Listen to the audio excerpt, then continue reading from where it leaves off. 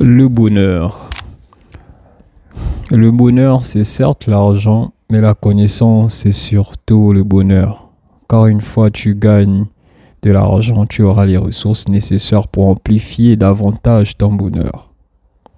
On dit souvent que la pauvreté est une maladie sexuellement transmissible, mais moi je dirais plutôt non. La pauvreté est une maladie sociablement transmissible. Socialement, je voulais dire. Parce que, comme on dit, dis-moi avec qui tu traînes et je te dirai qui tu es. Quand tu marches avec des personnes qui parlent d'argent, par exemple, tous les jours, faut savoir que tu as de fortes chances d'avoir de l'argent par la suite. Parce que tu traînes qu'avec des personnes qui pensent argent, qui mangent argent, qui dorment argent, qui réfléchit argent. Donc, c'est normal que toi aussi, par la suite, tu deviens cette personne-là qui aura de l'argent par la suite. Donc, marche avec des personnes qui ont de l'argent et non des personnes qui parlent que des choses qui ne vont rien t'apporter. Donc, pour continuer, si tu marches avec des personnes qui sont pauvres mentalement, pauvres physiquement, pauvres financièrement surtout, tu deviendras pauvre comme ces derniers.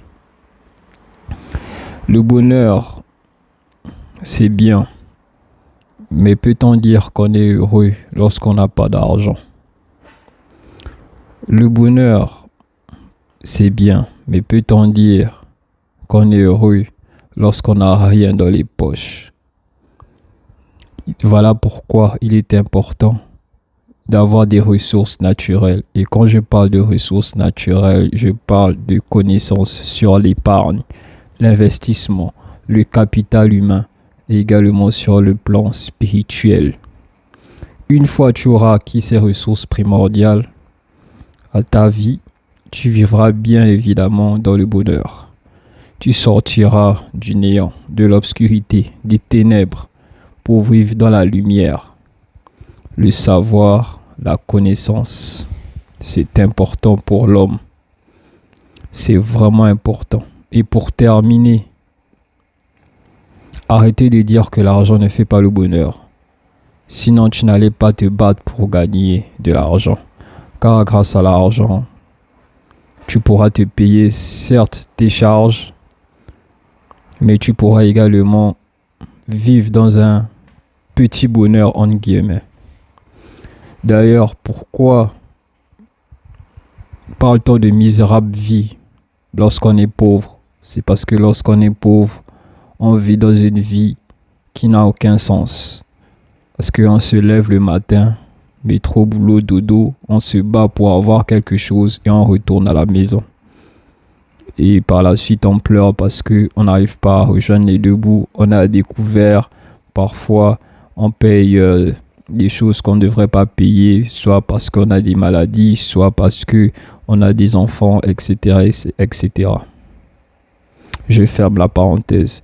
Et pour finir, l'argent ne fait pas le bonheur. Arrêtez avec cette bêtise qui cesse de renforcer vos appréhensions sur l'argent et qui renforce par la suite ta capacité à être pauvre.